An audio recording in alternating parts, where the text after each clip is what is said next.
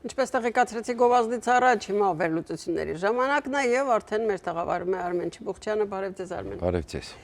Թերևս նախ եւ առաջ անդրադառնանք փաստին, որ Սոլովեյը հերթական անգամ կոչ է անում կարծես թե պատերազմի դեպի Հայաստան եւ այդ պատերազմի կոչը երևի վերաբերում է նաեւ Ադրբեջանին եւ եթե հանկարծ չլիներ օգոստոսի 8-ը, ես օրինակ դժվարանում եմ պատկերացնել, թե ինչ պիտի լիներ այս պահին, որովհետեւ Իրանում իրավիճակը, ընդհանրապես Միջին Արևելքում իրավիճակը, Վենեսուելան, զբաղվածությունը Միացյալ Նահանգների ու աշխարհի եւ մեկ էլ օկտոբերին առիթից։ Տեսեք, նախ առաջին հերթին Սալավյովը ինքը իր խոսքում խոսում է, որ եթե 2008 թվականին Վրաստանը վերցրած լինեին, հիմա Հայաստանի հետ ընդհանուր սահման կունենային եւ այսպես շարունակ, Հայաստանում կյանքը կլներ ուրիշ, իհարկե կյանքը կլներ ուրիշ, Հայաստանը արդեն հանձնած կլինեին Ադրբեջանին։ Երկրորդը դուք մի բան շեշտեցիք, որ ասեցիք երևի Ադրբեջանի նկատի լինի։ Ոչ, նա Ադրբեջանի նկատի չունի, որտեղ իրենք վախենում են սարսափելի Ադրբեջանից, որտեղ նախ իրենք Ալիևի շքերթի ժամանակ տեսան Ադրբեջանի ռազմական կարողությունները եւ Ալիևի հարցազրույցի ժամանակ Ալիևը պատահական չէր խոսում նաեւ այլ վտանգների մասին, հատուկ շեշտեց վտանգներ, որոնք կախված չեն Հայաստանից, այսինքն խոսենք նաեւ ասեց պետք է խոսենք խնդիրներից, որոնք անկեղծ ասած այդքան էլ կապված չեն Հայաստանի հետ կամ կապված չեն միայն Հայաստանի հետ, պետությունների մասին եւ ասեց մենք մեզ արժանապատիվ պահեցինք, այսպես ասում է եւ չկարացան կոպիտ ասած մեզ վրա։ Եվ այստեղ պետք է հասկանալ, որ Ալիևը հենց նաև այդ մտադրությամբ է բանակը զինում, այնպես չի, որ ինքը ուրեմն այլ վտանգներ չունի, հա, ինքը միշտ հասկանում է, որ այո, Իրանի հետ կապված, Ռուսաստանի հետ կապված եւ այսպես շարունակ։ Հետեւաբար նաև Ալիևը խոսեց բավականին լուրջ ռազմական ծրագրերի մասին, համատեղ ձեռնարկությունների, իդեպ Չինաստանի հետ լրջագույն համագործակցության մասին, ուրեմն Չինաստանն է զինում Ադրբեջանին լրջագույն ձևի, ցավոք սրտի եւ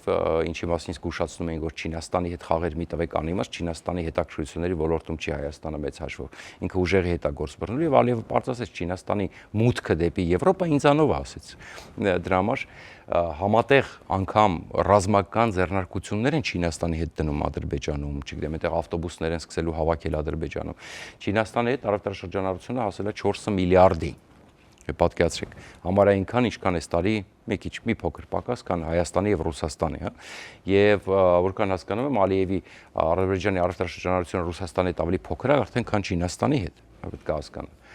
Եվ այս իրավիճակում Ռուսաստանը հատկապես հաշվի առնելով թե վերջի սկանդալին ինչպես պատասխանեց Ալիևը Մոսկվային, գիտեք, այդ որ փորձեցին բռնել, հələ անդադ փորձում են այսպես Ռուսաստանում Ադրբեջանի համայնքի ներկայացիչներին եւ այլն։ Ես ասեմ, Սալավյովը հասկանում է, որ թե Ադրբեջանին կպնի, մեծ սկանդալ կծագի եւ Ալիևը տակ չի մնա եւ այնտեղ կարող են լուրջ հետեւություններ անել։ Ներողություն, ես թող չստացվի, թե ես ասում եի վտանգ Ադրբեջանին, ինքը կոչ էր անում Ադրբեջանին, այս իմաստով նաեւ ժամանակն է կարելի է հիմա իմաստով։ Հա, չէ, իրենք Ադրբեջանի հանդեպ հիմա շատ զգուշ են, որտեղ Ադրբեջանից ապտակ ստացան, ասեմ ձեզ։ Նաեւ պետք է հասկանալ, որ Ադրբեջան-Թուրքիա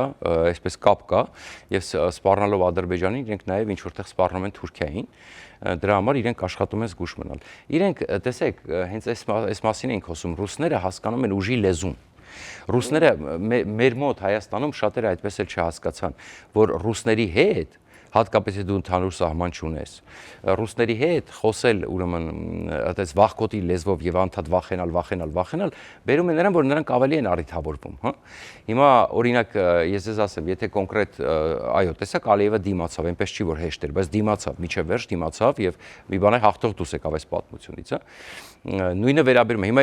կոպիտ ասած ինքը կոչ է անում Հայաստանում ռազմական գործողություն իրականացնել կամ հատուկ ռազմական օպերացիա, չնայած ինքը մի փոքր այլ կերպ ասեց, բայց ենթադրենք կոչ ամ։ Ոնց է հասնելու Հայաստանի։ Ոնց է հասնելու։ Վրաստանն է գրավել նորմալ։ Իր վիճակը հիմա աղետալի է Պուտինի։ Հիմա ինքը կանգնած է Միշեմի, որտեղ գիտեք, երեք լրացավ հայերենական պատերազմի, ուրեմն Երևանից արդեն հատուկ ռազմական օպերացիան ավելի երկար է տևում իրանց, քան ամբողջ հայերենական պատերազմը 41-ից 44 հայերենական պատերազմը դա հորինված հասկացություն է, կրկնում եմ, որտեղ ռուսները Հիտլերի հետ միասին սկսել են երկրորդ համաշխարհային պատերազմը, սովետական միությունը։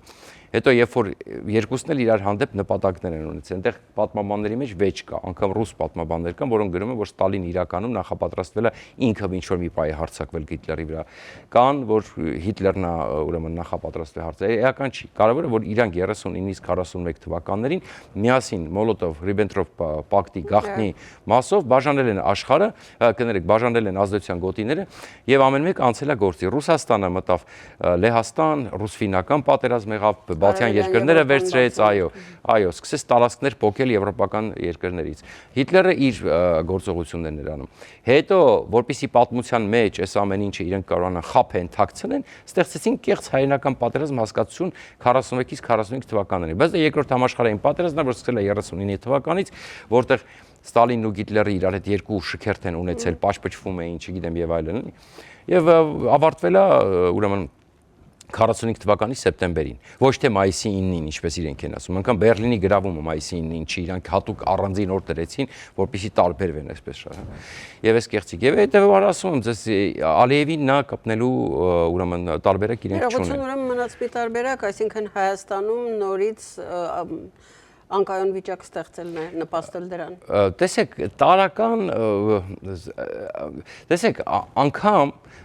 պետք է հասկանալ, որքանով էր այս հայտարարությունը իրականում ուղղված Հայաստանին։ Եկել հասկանանք, հա։ Դե ինքը սկզբում խոսում էր Հայաստանի մասին եւ անմիջապես անցավ։ Ես հասկանում եմ, բայց տեսեք, իրանք ինչ ասես չգրավեցին։ Կենտրոնական Ասիային էլ է սպառնալ։ Հենց Տիգրան Քյոսյանն էլ էր օղորմածիկ ասել դրան։ Դրա դա էլ էր ուրեմն սպառնում Ղազախստանին, հա, ամբողջ Ղազախստանը ոտի կանգնեց դրա դեմ, դարավ հայերի անունը գցեց, դարավ ատելի մարդ Ղազախստանում։ Այսինքն հիմա Սոլովյովն է սպառնում Կենտրոնական Ասիայում։ Ոնց էս գրավելու։ Ոնց էս գրավելու վարկաբեկված արդեն ասում օրեշնիկի հույսին մնացած կեղծ։ Ինքնապաշտպանության ձև է Ռուսաստանի։ Հենց այդ եմ ասում, այսինքն տեսեք, որքանով այդ հայտարարությունը Հայաստանի մասով դա ինքը նաև այդ ամեն ինչի մասին ախր խոսում է Վենեսուելայի կոնտեքստում, դա պետք է հասկանալ։ Հասկացեք, ինքը վիրավոր կենթանիներ են իրանք, ստոր կենթանիներ են իրանք, որոնք իրանք արդեն ապի կառուցունից աչուձախ ինչ որ բաներ են շռայլում։ Այսքան է երևի այս իմաստով, հիմա գնալու ենք գովազդիկ, շուտով կվերադառնանք։ Քո տոնը սկսվում է այստեղ, Cosmo Palace, ընտանեկան բոլոր միջոցառումների իրական կենտրոն, վայր, որտեղ հայկական ջերմությունը միահյուսվում է եվրոպական շքեղությանն ու նրբագեղությանը, հայտնի եւ սիրված երգիչ երգչուհիներ, լավագույն շոումեններ, որոնք ձեր երեկոն կդարձնեն իսկապես անմոռանալի, համեղ եւ տարբերվող խոհանոցի ներդաշնակություն, հարիր միայն բարձրակարգ ճաշակին, անզուգական սրահին կից Hookah Lounge Patio, լավագույն եւ ռոմանտիկ երեկոներ բաց երկնքի տակ, սա պարզապես ռեստորան չէ, սա Cosmo Palace-ն է։ Վերլուծություններն է RTN-ի եթերում, պարոն Չեբոքչյան, գովազդից առաջ դուք հիշատակեցիք Թուրքիան, ուղղակի Ադրբեջանի հետ գործակցության առումով, եւ ես անմիջապես հիշեցի, մի քանի օր առաջ պարզ դարձավ, որ հայ-թուրքական հարաբերությունների կարգավորման շրջանակում, երբ որ Turkish Airlines-ը հայտարարեց, որ չվերթներ է բացում դեպի Երևան կանոնավոր, փաստորեն դրան հետևել է նաև Airline-ի հայտարարությունը եւ արդեն տոմսեր են վաճառվում Լոս Անջելես, Թուրքիա, Հայաստան։ Այսինքն Թուրքիայի տարբեր քաղաքներ, պարտադիր չի միայն Ստամբուլ, տարբեր քաղաքներ եւ Հայաստանն էլ երևի Գյումրին էլ չի բացառվի։ Հասկացա։ Ու ես եմ ենթադրում դա։ Եվ դա ինչ նորություն է իհարկե, որոշ առումով իհարկե լավ, բայց կարող է նաև ինչ-որ խնդիրներ լինել։ Տեսեք, ասեմ ձեզ, նախ ավարտելով Սոլովյովը, մենք հիշենք, որ Սոլովյովը մի օր Բերլին էր մտնում, մի օր Փարիզ էր մտնում, տեսեք, ամեն օր ինչ-որ մեկին հարվածում էր, խփում էր, ուրեմն չգիտեմ, մի օր կոչերանը միջուկային զենք օգտագործել, մի օր sense մի հատ պրոպագանդիստա եւ մի բան էլ հիշենք, պրոպագանդիստների հիմնական գործը դա ներքին աուդիտորիային զբաղացնելն է։ Օրինակ շեղել, թե ինչի է Ռուսաստանի մռութը, ասենք ասֆալտով քսելով տանում, ասենք հիմա աշխարհը էլի, ասենք ոնց է, միձև պետքա շեղել ժողովրդին, դա պրոպագանդիստի գործն է, որ մենք ապացուցել, որ մենք հզոր ենք, մենք կարանք, մենք դեռ չենք պապերը չեն սկսել։ Պապերը արդեն ավարտվում են այս սերնդի պապերը էլի, ասենք ինչի չեն սկսել։ Եվ այսպես շարունակ։ Իսկ ինչ վերաբերում է Թուրքիային, այ տեսեք, այստեղ կա ենթադրում եմ, այո, վտանգ կա, որովհետև մենք տեսնում ենք, որ եթե խաղաղություն հաստատվի իրոք բացվեն, ուրեմն հարաբերությունները կարգավորվեն, ինչ որտեղ ենթադրում եմ անվտանգ քիչ թե շատ անվտանգ կլինի օգտվել, երբ որ մենք Թուրքիայից սպառնալիք չենք զգա։ Բայց այստեղ կա մի հատ նյուանս, նախ սկսենք նրանից, որ երբ որ դու Ստամբուլով գաս, հատկապես գիտեք, որ թուրքերը ինչպես են վերաբերվում առավոտից իրիկուն ամերիկահայությանն են տրորում, ասում են, որ դուք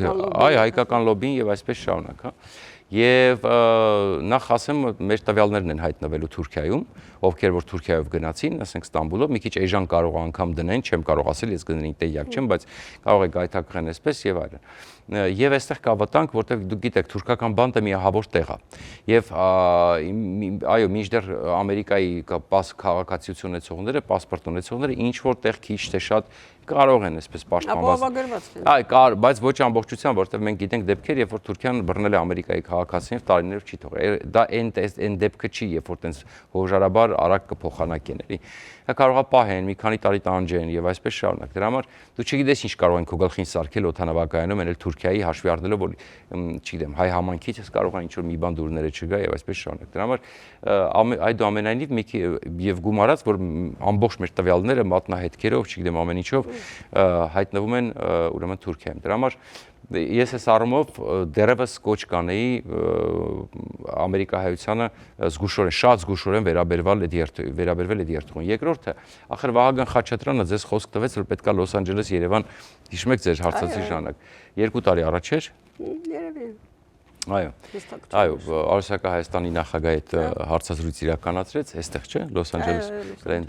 այո, Լոս Անջելեսում։ Եվ նա խոստացավ, որ պետքա Երևան Լոս Անջելես չվերթի։ Հետո սկսեցին տակից խոսակցություններ, ասում են արդեն որ ֆռիկները, բա կարողա ֆինանսապես ձեռ չտա, բա սենց, բա այս կոմբանկը։ Դե Ստամբուլ Երևանը ֆինանսապես ձեռ է տալի, Լոս Անջելես Երևանը, որ հայությունը ամեն օր թռնում է Հայաստան, ձեռ չի տալի։ Այդ դրեք ասենք ամսական միջավերտ ձեռ չի տալի։ Այդ միջավերտի համար կոտորելու են իրանց։ Ես ես ասեմ շաբաթական միջավերտն էլ է լիքը լինելու, էլի, էլ չեմ խոսում մնացածը։ Բայց տեխնիկապես հնարավորությունը ուղղակի Երևանի պայմանավորվել պետք, խոսել է պետք։ Տեսեք, մենք հիմա ԱՄՆ-ի հետ հարաբերությունների մեջ ենք։ Հիմա տեսեք, մենք ռազմավարական գործակցության մեջ ենք։ Ամերիկյան ընկերությունների հետ պետքա պայմանավորվել, չգիտեմ, ֆրանսիական ընկերությունների հետ խոսալ, ասել ապահովեք մեզ այդ չվերթը։ Իրենք կարող են դա ապահովել։ Դրա համար խոսել է պետք, բայց ամբողջ խնդրումը նա է, ես նորի կրկնում եմ, ես վստահ եմ, որ այդ խնդրումը նրանումն է, որ հայերը վախում են Ռուսաստանի, որտեղ տեսեք, Aeroflot-ը աղետալի վիճակում է։ Այսպես թե այնպես արդեն չկա Aeroflot-ը։ Հա, բայց տեսեք, Հայաստանի իշխանությունները անընդհատ սպասում են Թրամփի գալուց հետո հատկապես, որ հեսա Ուկրաինայի պատերազմը կավարտվի։ Եվ քանի որ տեսեք, իրենք աշխատում են այնպիսի ավել քայլ չանեն, որ Ռուսաստանին չբարկացնեն, որտեղ ակնհայտորեն Վահագն Խաչատրյանը ձեր զրույցում ասաց, հիշում եք, որ կա Aeroflot-ի ազդեցությունը, այսինքն ձեզ ինքը խոստովան է։ Aeroflot-ն էր ժամանակին եւ բացի դրանից էլ դա նույնիսկ եմ ասում, դա բացի դրանից լծակ է, հասկանում եք, Aeroflot-ն էր տանում բերում եւ այսպես շարունակ։ Եվ բացի դրանից դա բավականին մեծ գումարներ է, այնպես չի որ բանը։ Այո, եւ իրենք սպասում են, երբ Aeroflot-ը վերադառնալու, սրա մասին է խոսքը, որpիսի այսպես, որտեվ իրենք շատ լավ գիտեն, որ Ռուսաստանից շատ վատ է դիտվելու, որ իրենք փոխարինեն Aeroflot-ին այդպիսի երկար չվերթ։ Արդեն այնպիսի վիճակում է, որ ես ձեր հետ համաձայն եմ։ Չեմ գնա, ես ձեր հետ համաձայն, գիտեք ինչ, ամեն ինչ տեխնիկական խնդիրներ։ Իհարկե։ Եվ դա բավական երկար կտևի։ Իհարկե։ Դրա համար եմ ասում, պետք է ստեղծել նախ դա տարական անվտանգությունը, տարական ամերիկահայությունը, որտեղ 2 միլիոնից ավել մարդ է այստեղ ապրում, չունենալ չվերթ Ամերիկայի հետ ուղիղ եւ ուրիշների ծառայություններից օգտվել, լավ ասենք թե ընդհանրենք կա գերմանական Air France-ը, որը քիչ թե շատ լեհական է, բայց ախր քանի տասնյակ տարիներ, այո, անկախության օրվանից փափագում ենք, որպեսզի մենք ունենանք, ասենք, չգիտեմ, 35 տարի է Հայաստան, Երևան, Լոս Անջելես չվերթ, լավ, նորից եմ կրկնում, այո, մենք Հայաստանը չի կարա դա կազմակերպի, բայց հիմա ամերիկյան գործընկերների հետ երկխոսություն կա, հանգիստ կարելի է պայմանավորվել ամերիկյան ավիաընկերությունների հետ։ Երկխոսության մասին ասացիք, Բաքվում են Trip-ի հետ կապված խումբը եւ ասվում էր, որ հունվարին նաեւ Հայաստան պիտի գան եւ հատկապես Վենսի անուններ նշվում, երևի շուտով նրանք էլ կգան եւ հուսանք, որ նաեւ այս հարցը կլինի։ Տեսեք, այստեղ տեսեք շատ դեռ տեղեկություն չունեմ, բայց կարծես թե այսպես չի հրապարակվում շատ այդ հանդիպումը, ու այդ հանդիպումը Բաքվում մի քիչ մտահոգիչ է, որովհետեւ իրենք խոսել են Trip-ի մասին։ Trip-ի մասին, կոպիտ ասած, քանի Հայաստանն ու Հայաստանում Միացյալ Նահանգները չեն պայմանավորվել, Ադրբեջանի հետ խոսելու բան չկա, որովհետև ընդհանուր սկզբունքները ստորագրված են, մնում է տեխնիկական հարցերը։ Պայմանավորվել են, Հայաստանն էլ էր եկել խումբ։ Հասկանում եմ, հենց այդ եմ ասում, չէ, նկատի ունեմ TRIP-ի հետ կապված Հայաստանի առանց Հայաստանի մասնակցության ոչ մի բան պետքա չքննարկվի, նա սկսենք այդտեղից, ինչ են առանձին երկրում առանձին իրենք ունեն ուղղակի պայմանագրեր Ես հասկանում եմ, բայց TRIP-ը Հայաստանի տարածքում է։ Ինչ, այսինքն տեսեք, եւ ես ես մի բան ասեմ, ինչու եմ ես այսպես ասում, որովհետեւ Ալիևը վերջի իր հարցազրույցի ժամանակ էլի ակնարկում է, որ այդ Զանգեզուրի միջանցքը ասելով իրենք ակնարկում են, որ ինչ որ պահանջներ ունեն իրենք այդ Զանգեզուրի միջանցքից, այսինքն ինչ որ պայմաններ ունեն։ Եվ այս իմաստով տեսեք Ալիևը ասաց մինչև մեր սահմանը Զանգեզուրի միջանցքը։ Տեսեք, մենք անլուրջ ենք վերաբերվում, բայց շուտով մանրամասները կբացահայտվի, դուք կտեսնեք, որ Ալիևը ինչ որ պրետենզիաներ ու պահանջներ ունի, ինչ որ առավել արտոնություններ ա ուզում, որը մենք պետքա թույլ չտանք։ Դրա համար ինձ այդ օրինակ ամերիկյան պատվիրակության այցը Բաքու հեչ դուրեկան չի եւ տեսեք, այս վերջերս էլ թուրքական լոբին է ակտիվացել Միացյալ Նահանգներում, կարծես թե, գիտեք, կարծես թե դոկտոր Ռոսկա չէ, թուրքական, նա ինչ որ պրետենզիաներ ա ներկայացնում։ Նախարարի ակնկալիքներով դոկտոր Ռոսկա։ Այո, բայց արդեն այսպես հայկական լոբիի վրա, այսպես Հայաստանի հայկական սփյուռքի վրա, այսպես բավականին լուրջ մեղադրանքներ եւ բաներ է անում, ուրեմն, չգիտեմ, անվանում է հայկական մաֆիաներ, բանդաներ եւ այլն, այսպես շարունակ։ Այսինքն, տեսեք, իրենք աշխատում են, դա ինչ էներ ինչ որ ասում եմ, բոլորը աշխատում են մեր դեմ, բոլորը իրենց գործը անում են։ Դու այստեղ, եթե դու առաջարկելու բան չունես Միացյալ Նահանգներին, դու պետք է պրոակտիվ լինես, առաջարկես եւ աշխատես Միացյալ Նահանգների հետ։ Եթե մենք արդեն ատոմակայանի հարցով համաձայնություն ունենք։ Դեսպանը շատ ակտիվ աշխատում է հիմա։ Ես ամեն օր ինչ որ տեսնում Միացյալ Նահանգներում Հայաստանի Հանրապետության դեսպանը։ Արդեն դեսպան չի։ Դուս եկավ Քրիստինե Քուինը։ Միացյալ Նահանգներում Հայաստանի Հանրապետության դեսպանը։ Նարեկ Մկրտչյան, Նարեկ Մկրտչյան։